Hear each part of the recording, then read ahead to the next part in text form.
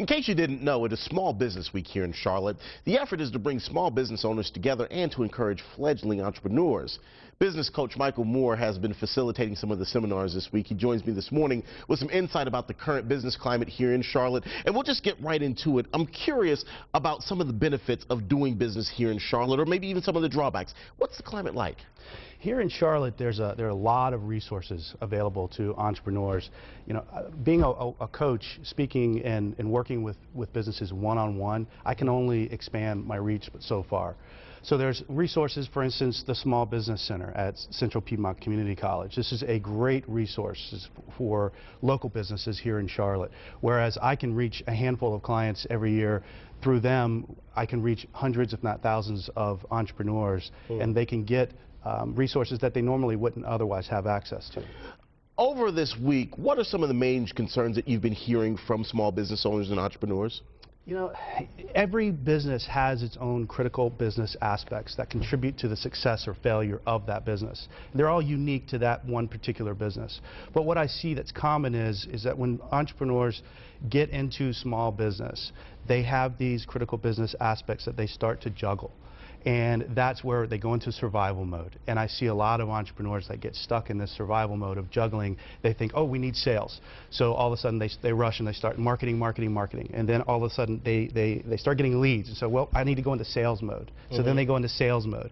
And then they have customers and they have to manage those customers. And then, oh, by the way, they have employees. And so they're juggling back and forth. And learning how to get out of that survival mode is critical. How does one get out of it? I guess therein lies the question. How does one get out of that mode and just run a successful business? Well, that's the million-dollar question. And the first step is to build a solid foundation. Okay. And that's what my concept of mastering the main thing is all about. And so the main thing is really your mission in life.